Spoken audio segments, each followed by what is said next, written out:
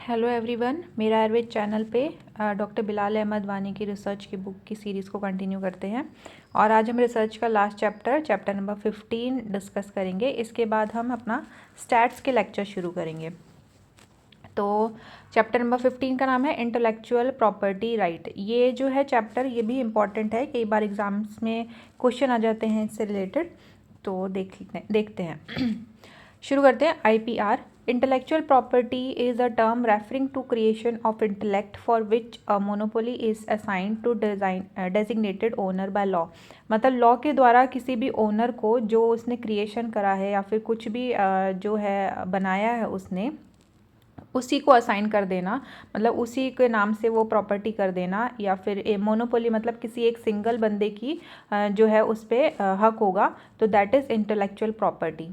तो intellectual property right is a legal concept that confers right to owners and creators of work for their intellectual creativity.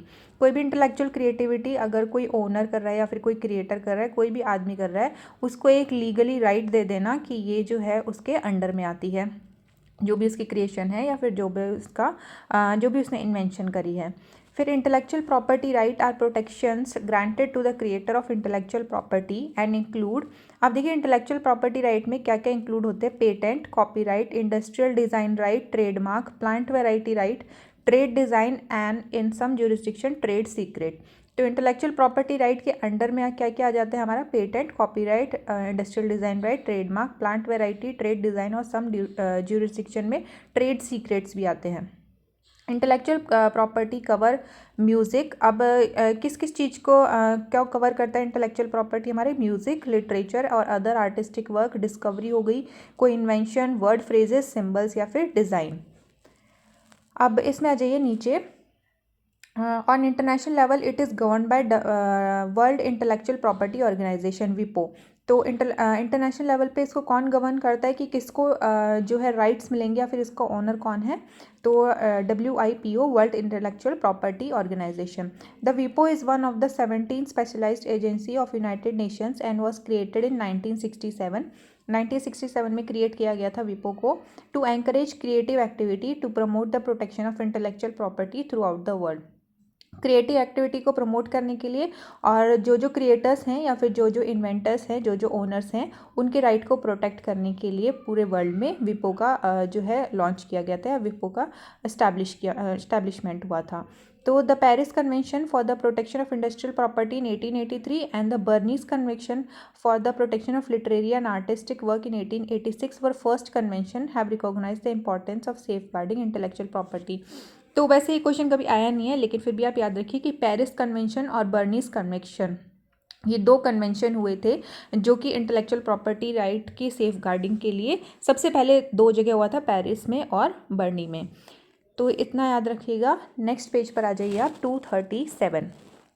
Intellectual property law क्या है। अब intellectual property law deals with the rules for securing and enforcing legal right to invention, design and artistic work. किसी भी legal मतलब invention को, design को या artistic work को लीगल सिक्योरिटी देना, that is intellectual property law. This law protects the exclusive control of intangible asset just as law protect the ownership of personal property and real estate. अब जैसे किसी का घर होता है तो अगर उसके घर के कागज उसके नाम पर होते हैं तो वो उसका लीगल राइट है कि वो अपने घर में किसी और को नहीं रहने देगा या फिर वो उसी का घर है। तो ऐसे ही आपकी कोई इन्वेंशन होती है, कोई भी डिज़ाइन है, कोई आर्टिस्टिक वर्क है, कोई म्यूज़िक है, कोई लिटरेचर है, अगर उसको आप मतलब आपके नाम से है, वो आप उसके ओनर हैं, तो आपको भी लीगल जो है सेफ गार्डिंग दी जाती है। फिर advantage of IPR। IPR helps in providing exclusive right to the creator और inventor, thereby induces them to distribute and share information and data instead of keeping it confidential. अब देखिए, अगर आपको IPR मिलता है, मतलब आपका किसी चीज़ पे राइट हो जाता है, मान लीजिए किसी म्यूज़िक पे आपका राइट हो गया है कि आपने उस म्यूज़िक को बनाया है, तो आप क्या हो गए उसके मतलब आप जो है उसका राइट होल्ड करते हैं कि ये म्यूज़िक मेरे द्वारा बनाया गया, तभी आप उसको जो है पब्लिश करेंगे या फिर उसको डिस्ट्रीब्यूट करेंगे, मतलब उसको कॉन्फिडेंशियल नहीं रखेंगे। कई बार क्या होता है, अगर आपको राइट नहीं होता किसी चीज़ का कि मतलब ये आपका राइट नहीं है कि ये चीज़ आपकी है, तो आप उसको कॉन्फिडेंशियल रखते हैं। मान लीजिए कोई ड्रग आपने डिस्कवर करी है और आप चाहते हैं कि मतलब कैंसर पे आपने कुछ डिस्कवरी कर दी, तो आप क्या करेंगे अपनी क्लिनिक पे उसको कॉन्फिडेंशियली देना शुरू कर देंगे, मतलब किसी और को उसका कंटेंट या कंपोजिशन के बारे में नहीं बताएंगे। लेकिन अगर आप अपनी ड्रग पे पेटेंट ले लेते हैं तो आप उसके बारे में सबको बता सकते हैं, क्योंकि फिर उस ड्रग को कोई और नहीं बना पाएगा। तो कॉन्फिडेंशियलिटी को हटाने के लिए, मतलब पब्लिक डोमेन में अगर आपकी चीज़ को लाने के लिए ही IPR का जो है यूज़ किया जाता है। IPR provides legal protection and offer them incentives for their work. Rights granted under IPR Act help in socio-economic development. तो लीगल प्रोटेक्शन मिलता है। मान लीजिए आपने कोई पेटेंट ले रखा है और कोई और क्लिनिक या कोई और हॉस्पिटल आपकी जो ड्रग को उसी सेम कंपोजिशन से अगर चला रहा है तो आप उस पर केस भी कर सकते हैं। फिर है IPR in India. In 1999, Government of India has passed the important legislation related to protection of IPRs on the term of the worldwide practice and in accordance to India's obligation under the trade-related aspect of IPR. तो 1999 में government of India ने जो legislation पास करा था IPR के लिए, तो ये 4-5 चीज़ें दी गई हैं, ये देख लीजिए, ये इंपॉर्टेंट है, एग्जाम्स में आती है तो याद रखना है इनको। सबसे फर्स्ट है द पेटेंट अमेंडमेंट एक्ट 1999। तो पेटेंट अमेंडमेंट एक्ट जो आया था 1999 में आया था, ये क्या करता है, facilitate to establishment of mail box system for filing patents and accord with the exclusive marketing right for the time period of 5 year. आप है ना अपना पेटेंट के लिए जो है अप्लाई जो कर सकते हैं वो आप मेल बॉक्स सिस्टम से भी अप्लाई कर सकते हैं, थ्रू कंप्यूटर आप अप्लाई कर सकते हैं। इसमें ये जो एक्ट है इसमें ये था। फिर सेकंड है द ट्रेडमार्क बिल 1999। इसने ये जो बिल है ये क्या है, replacing the trade and merchandise mark act 1958। 1958 के जो ट्रेड और मर्चेंडाइज एक्ट था उसको रिप्लेस करके ट्रेडमार्क बिल आया था 1999 में। फिर कॉपीराइट अमेंडमेंट एक्ट है 1999 में। फिर स्यू जेनरिस लेजिस्लेशन आया किस चीज़ के लिए, जोग्राफिकल इंडिकेशन ऑफ गुड्स। जो जोग्राफिकल इंडिकेशन ऑफ गुड्स था 1999 का, उसी को हमने स्यू जेनरिस लेजिस्लेशन करके बोल दिया है। फिर है इंडस्ट्रियल डिज़ाइन बिल 1999। इसको भी जो है डिज़ाइन एक्ट 1911 का था, उसको रिप्लेस करके नाम उसका रख दिया इंडस्ट्रियल डिज़ाइन बिल 1999। लास्ट है द पेटेंट सेकेंड अमेंडमेंट। मतलब पेटेंट में एक और पहले वाला था अमेंडमेंट, ये दूसरा अमेंडमेंट है, ये भी 1999 का है। ये भी 1999 का, और upper house of the parliament में ये अमेंड हुआ था। फिर आता है trips. Trips is an acronym for trade related aspect of intellectual property right. तो याद रखिएगा, ट्रिप्स की फुल फॉर्म है trade related aspects of intellectual property right. The agreement on TRIPS is an international agreement administered by World Trade Organization that sets down minimum standard for many forms of intellectual property regulation as applied to nationals of WTO of other WTO members। तो ये क्या करता है, national international agreement है trips, जो कि जो administer किया जाता है वर्ल्ड ट्रेड ऑर्गेनाइजेशन के द्वारा, ताकि एक मिनिमम स्टैंडर्ड जो है इंटेलेक्चुअल प्रॉपर्टी रेगुलेशन का वो निर्धारित किया जा सके internationally.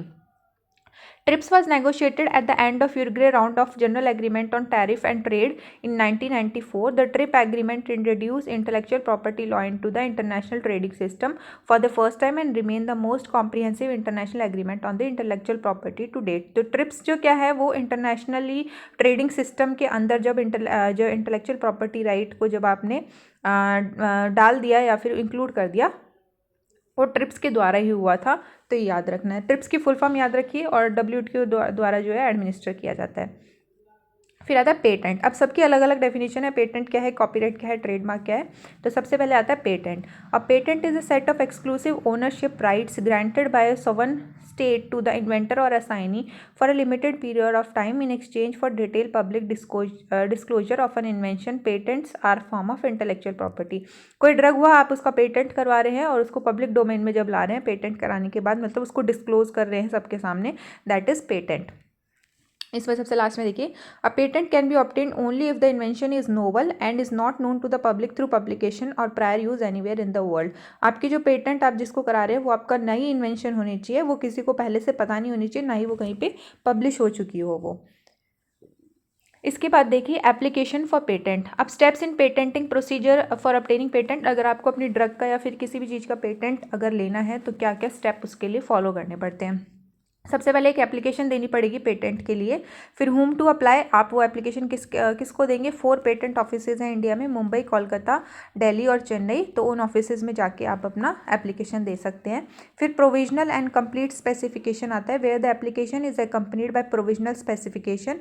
A complete specification should be filed with 12 month from the date of filing the application. उसमें आप अपने ड्रग्स के बारे में या फिर जिस चीज़ के भी आप पेटेंट करा रहे हैं उसके बारे में पूरा स्पेसिफाई करना है आपको, और कंप्लीटली स्पेसिफाई करना है। और 12 महीने के अंदर, मतलब जब आपने एप्लीकेशन फाइल करी है उसके 12 महीने के अंदर आप प्रोविजनल और कंप्लीट स्पेसिफिकेशन उसका देंगे। उसके बाद डॉक्यूमेंट एंड फीस, आप फीस जमा करेंगे। देखिए फीस का पूरा इन्होंने टेबल दे रखी है। पेटेंट मतलब INR जो इंडिया में है वो कितनी है, 1000 रुपीज़, और लीगल एंटिटी फ़ी है हमारी 4000 रुपीज़। तो ये सारे, ये एग्जाम पॉइंट ऑफ व्यू से इंपॉर्टेंट नहीं है कि कितने पैसे लगेंगे, इसको रहने दीजिएगा। फिर 5th पॉइंट है पब्लिकेशन ऑफ एप्लीकेशन। जो आपने एप्लीकेशन दी है वो आपका जो है ऑफिस जनरल में पब्लिश होनी चाहिए, ठीक है। और जो 18 मतलब एप्लीकेशन जब आपने दी है उसके 18 महीने के अंदर आपको ऑफिस जर्नल में अपना एप्लीकेशन को पब्लिश कराना है। उसके बाद एग्जामिनेशन ऑफ एप्लीकेशन। फिर 48 मंथ्स के अंदर जब आपने एप्लीकेशन फाइल करी उसके 48 महीने के अंदर अंदर जो आपका जो एप्लीकेशन है उसको आपको एग्जामिन कराना है। द एप्लीकेंट और any interested person may request the registrar to examine the application. आप रजिस्ट्रार को बोल के अपनी एप्लीकेशन को एग्जामिन करा सकते हैं। उसके बाद आता है ग्रांट ऑफ पेटेंट। अब जो एप्लीकेंट है वो सेटिस्फाई, मतलब अगर कोई भी ऑब्जेक्शन, मान लीजिए रजिस्ट्रार बताता है कि इसमें कोई भी आपके ऑब्जेक्शन आ रहा है, अगर उस ऑब्जेक्शन को आप हटा के अपनी जो है पेटेंट को लेकर आते हैं, तो जो अब फिर उसके बाद अगर कंट्रोलर ने आपकी पेटेंट को या फिर ड्रग को या फिर कोई भी चीज़ को एक्सेप्ट कर लिया, उसके बाद उसको ऑफिशियल गैजेट में वो एडवर्टाइज़ कर देते हैं कि ये पेटेंट है और इसका ये ओनर है। और जो term of patent is 20 years from the date of application. जब आपने एप्लीकेशन फाइल करी है उसके 20 साल तक आपके पास उस ड्रग का या कोई भी आपकी जो चीज़ है उसका पेटेंट रहेगा। इसके बाद आता है copyright. A copyright gives the creator of an original work exclusive right to it, usually for a minimum period of 50 years after the death of the author। अगर ऑथर का डेथ भी हो जाती तो भी 50 साल तक आपको जो है कॉपीराइट आपको मिलता है। कॉपीराइट में apply to a wide range of creative, intellectual, artistic forms of work. Copyright doesn't cover ideas and information themselves only the form and manner in which they are expressed। अब देखिए जो copyright है वो क्या है, मतलब main field क्या है आपको इससे समझ में आ जाएगा। कॉपीराइट आपको किस किस चीज़ पे मिलता है?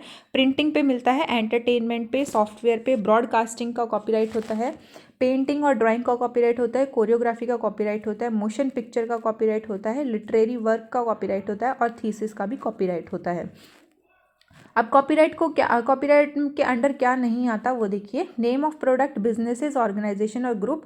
मतलब आप किसी कोई नेम है किसी प्रोडक्ट का तो वो कॉपीराइट नहीं है, वो आता है पेटेंट के अंदर। Pseudonyms of individual, title of work, listing of ingredient in recipe, labels and formula. अगर आप कोई रेसिपी बना रहे हैं तो उसके जो इंग्रेडिएंट्स हैं वो भी आपके कॉपीराइट के अंडर नहीं आते। फिर आता है ट्रेडमार्क।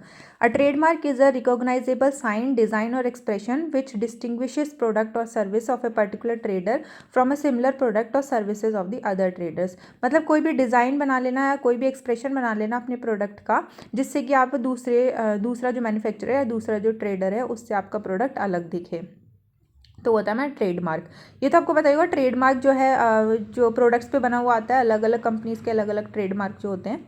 फिर आता है ट्रेड ड्रेस। इस ट्रेड ड्रेस का मतलब होता है visual appearance of a product of its packing. मतलब पैकेजिंग का जो पैकेजिंग जिस तरीके से आप कर रहे हैं उसी को बोलते हैं ट्रेड ड्रेस। फिर आता है trade secret. A trade secret is a formula practice. Trade secret क्या होता है? अगर आपके पास कोई फॉर्मूला है, कोई ऐसा प्रैक्टिस कर रहे हैं अपनी इंडस्ट्री में, या कोई ऐसा इंस्ट्रूमेंट है, कोई पैटर्न है जो आपको इकोनॉमिकली दूसरों से अच्छा बना रहा है, तो आप उसके ऊपर भी मतलब IPR ले सकते हैं, इंटेलेक्चुअल प्रॉपर्टी राइट आपको उसका मिल सकता है ट्रेड सीक्रेट का भी। Plant varieties. अब मान लीजिए किसी को गार्डनिंग का शौक है, उसने कोई नया प्लांट जो है ब्रीड करके निकाला है, तो उसके ऊपर भी उसको ओनर को जो है मतलब जिसने प्लांट बनाया है उसको IPR मिल जाता है। Industrial design right. अगर कोई इंडस्ट्रियल डिज़ाइन का कोई राइट है वो भी मिल सकता है कि आपने किसी चीज़ को किसी और तरीके से डिज़ाइन करा हो, या फिर आपका जो है उसमें जो यूज़ कर रहे हैं आप कोई इंस्ट्रूमेंट यूज़ कर रहे हैं वो आपने कुछ अलग तरीके से डिज़ाइन करा हो, तो उसका भी पेटेंट इंडस्ट्रियल डिज़ाइन राइट्स के अंडर में आपको मिल सकता है। अब आती है important cheese, traditional knowledge digital library TKDL. It is an Indian digital knowledge repository of traditional knowledge, especially about medicinal plant formulation used in Indian system of medicine. तो Indian system of medicine में जो भी medicinal plants या formulation use होते हैं वो हमारे TKDL के अंदर जो है रिपोजिटरी मतलब TKDL के अंदर इंक्लूड होते हैं, उसके अंदर लिखे जाते हैं। जो एक डिजिटल लाइब्रेरी है TKDL, तो उसमें आपको मेडिसिनल प्लांट्स और फॉर्मुलेशन के बारे में मिलता है। TKDL has been set up in 2001, 2001 में TKDL का सेटअप हुआ था as a collaboration between council of scientific and industrial research CSIR और department of Ayush, ministry of health and family welfare, government of India. तो CSIR और आयुष मिनिस्ट्री के कोलैबोरेशन से TKDL का सेटअप हुआ था 2001 में। TKDL is to protect the ancient and traditional knowledge of the country from exploitation through biopiracy and unethical patents by documenting it electronically and classifying it as per international patent classification system. TKDL का जो launch किया गया था, TKDL का setup जब हुआ था तो किस चीज़ के लिए हुआ था? बायोपायरेसी और अनएथिकल पेटेंट्स को रोकने के लिए। मान लीजिए हमारे पास कोई इंडिया के पास कोई ऐसी ड्रग है जो कि बाहर के लोग अगर उसको पेटेंट करा रहे हैं तो उस चीज़ के एक्सप्लॉयटेशन को रोकने के लिए TKDL का सेटअप हुआ था। As of 2010, it has transcribed 148 books on Ayurveda, Unani, Siddha and Yoga in public domain into 34 million pages of information translated into 5 language. 2010 तक इन्होंने क्या करा TKDL ने 148 बुक्स जो थी आयुर्वेदा, यूनानी, सिद्धा और योगा से रिलेटेड, उसमें उसको जो है ट्रांसलेट करा 5 लैंग्वेजेस में। ये लैंग्वेजेस कौन सी हैं? इंग्लिश, जर्मन, फ्रेंच, स्पेनिश और जापानीज़। तो ये याद रखिएगा कि 5 लैंग्वेज में जो है इन्फॉर्मेशन को ट्रांसलेट किया गया TKDL द्वारा, इंग्लिश, जर्मन, फ्रेंच, स्पेनिश और जापानीज़ में।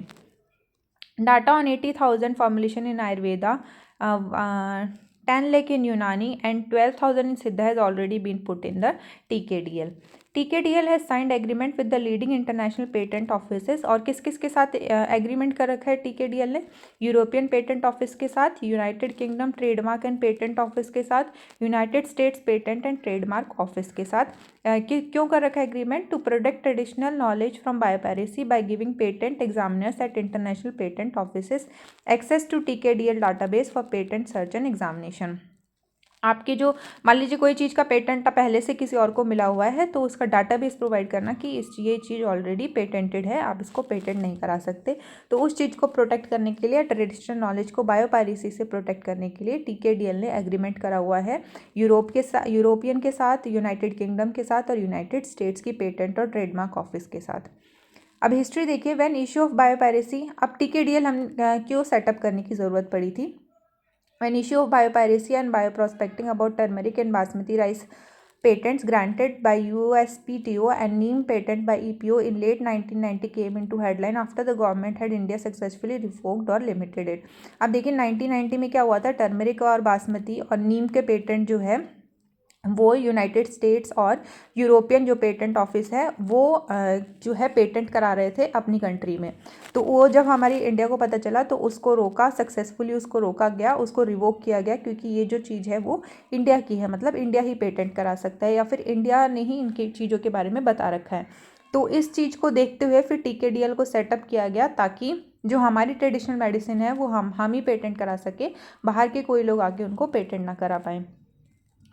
फिर इसमें देखिए TKDL included example transcribing Sanskrit shlok which describe an Ayurvedic formulation in text using traditional knowledge resource classification devised for the purpose so that it is easily understandable to any patent examiner. अब क्या है, हमारी जो संस्कृत के जो श्लोक थे उनको जो है ट्रांसलेट कर दिया गया है, वो भी 5 लैंग्वेजेस में ट्रांसलेट कर दिया गया ताकि जो बाहर के लोग हैं वो समझ सकें कि ये चीज़ जो है हमारे ऑलरेडी टेक्स्ट में या फिर ऑलरेडी हमारे आयुर्वेदिक फॉर्मुलेशन है। तो वो जो ट्रांसलेट किया गया है वो किसने करा? ट्रेडिशनल नॉलेज रिसोर्स क्लासिफिकेशन के द्वारा। For this reason the entire 34 million pages of text is available in English, German, French, Spanish and Japanese. तो पेटेंट एग्जामिनर बाहर के भी हो सकते हैं, इसलिए इसको जो है ट्रांसलेट करा गया इंग्लिश, जर्मन, फ्रेंच, स्पेनिश और जापानीज़ में। ऐसे ही एक बार जो दे रखा है एक और एग्जांपल कि 15,000 postures 1500 postures in yoga began in 208 a team of yoga gurus. जो प्रोजेक्ट था, मतलब ये 1500 postures in yoga began in 208, ये भी कोई और जो है हमारा पेटेंट कराने वाला था। तो उसलिए फिर हमारे TKDL और जो हमारी गवर्नमेंट ने इंटरफेयर करा और उसके बाद जो है इसको हमारे मतलब इंडिया में इंक्लूड किया गया। At the end of 2009 1500 asanas were to be added, मतलब जो 1500 आसनस जो ऐड हुए इंडिया के नाम पे ही। तो इसमें देख सकते हैं आप पूरा a team of yoga gurus from 9 school working with government official and 200 scientist from CSIS scanned 35 ancient text including the Hindu epics, the Mahabharata, Bhagavad Gita and Patanjali Yoga Sutra to register each native pose. एक एक नेटिव पोज को, एक एक जो योगा का पोज का, उसको रजिस्टर करने के लिए हिंदू एपिक्स, महाभारत, भगवद गीता और पतंजलि योग सूत्र सबको स्टडी करा गया है हमारे गवर्नमेंट ऑफिशियल्स के द्वारा, साइंटिस्ट के द्वारा। उनको अच्छे से स्कैन किया गया, तब जो है एक एक पोज हमारी इंडिया के नाम पे रजिस्टर हुआ। तो इसीलिए TKDL का जो है सेटअप हुआ था कि बाहर वाले लोग आके हमारी चीज़ों पे जो है बायोपायरेसी ना करें या फिर उसके ऊपर पेटेंट ना ले सकें, इसलिए TKDL का सेटअप हुआ था। तो रिसर्च यहाँ पर है कंप्लीट होती है। डॉक्टर बिलाल अहमद वानी की रिसर्च बुक की रिसर्च वाला जो पार्ट है वो कंप्लीट होता है। अब नेक्स्ट जो हम शुरू करेंगे वो होगा स्टैटिस्टिक्स। तो स्टैट्स का मैं जल्दी शुरू करूँगी। आज के लिए इतना ही। Thank you.